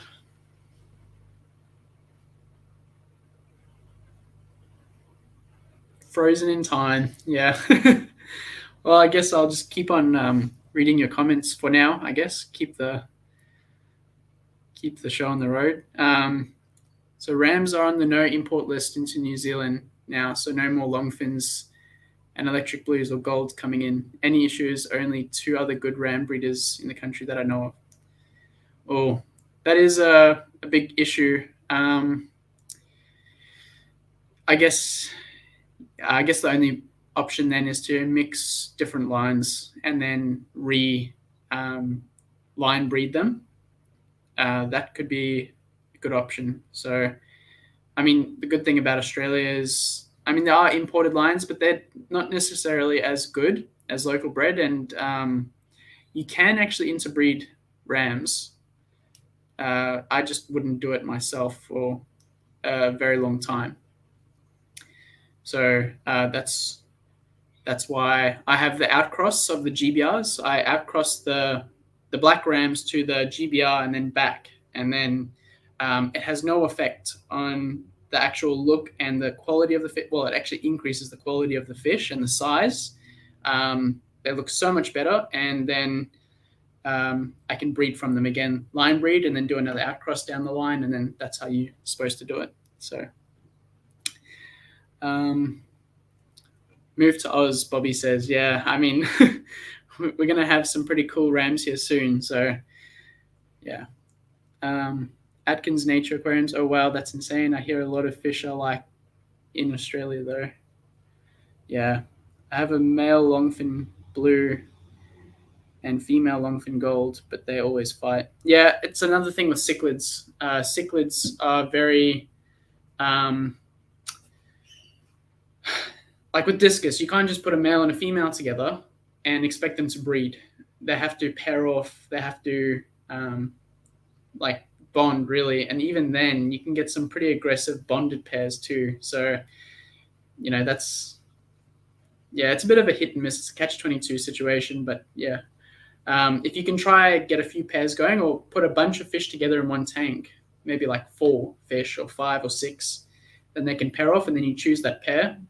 It'll be the dominant pair most likely, and then you can just take it and breed with that, because usually they're the best breeders. I'm gonna see if I can order some glass and make a 2-foot tank. Oh, that would be interesting. Yeah.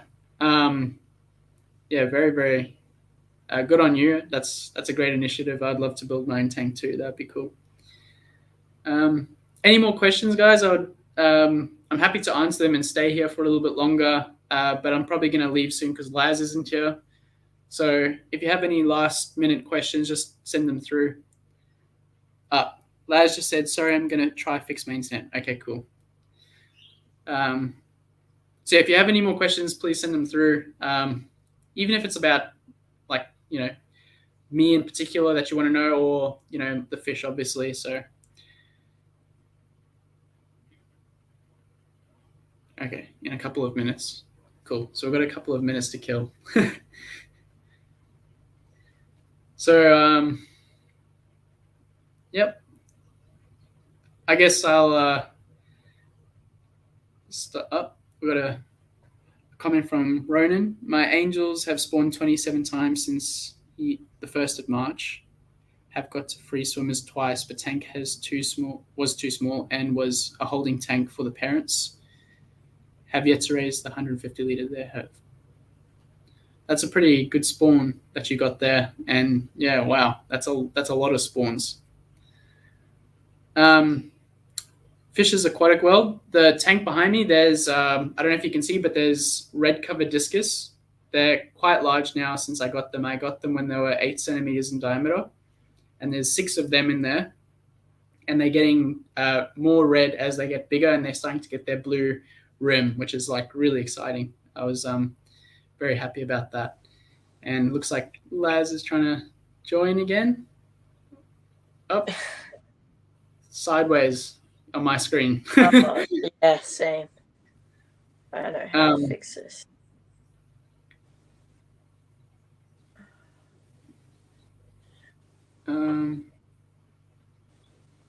Well, I'll just continue with the fish in the back. So there's Bumblebee Gobies, there's Tetras, including Rummy Nose, Cardinal, Neon Tetras. There's L397 Plecos, the Elenqua Tigers. There's what else is there? I think that's about it. There's some cherry shrimp in there as well. I don't know how they got in there, but they're in there and they're doing fine. So I don't know why. This weird camera angle is making me dizzy. Yeah, it's quite strange. Someone says that you're Spider-Man. I'll just thank you with this. It's not really flipping. Yeah, okay. You'll just have to be Laz the Spider-Man. Spider-fish keeper. So Ronan, have any ram pairs parent raising at the moment? Yeah, so I've got a blue-black pair that aren't supposed to be breeding in the fish shed, but they did, and so yeah, they're parent raising those. I don't know how successful they're going to be because it's their first spawn. They're only juveniles. I didn't even expect them to breed yet, so we'll see how they go. I'll be back. Got to watch the COVID update. Okay, Laz is Spider-Man. You're still sideways, so you're. It won't. That's all good. Or maybe if I saw you briefly fixed it before. It like kind of shifted the right way and then went back to upside down or sideways. So. Oh. Okay, maybe if I do this. No. I'll try. I'll just. Oh, I might be like frozen for a second. So I'm Okay. try to do it on my camera. I'll continue the question. So, Bobby, whereabouts in Brizzy are you? I used to live in Norman Park in Kangaroo Point. Yeah, I'm actually quite close to there. I don't know if you know where. Oh, you got it. Good job. I and I don't know if you know about Chermside or like the shopping centre. I'm around there. So yeah. Oh, Um, yeah. wait, Bobby, why would I get a copyright strike?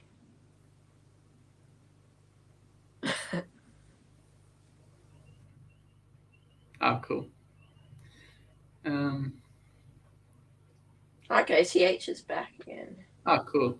Wavell Heights. Yeah, I know where that is.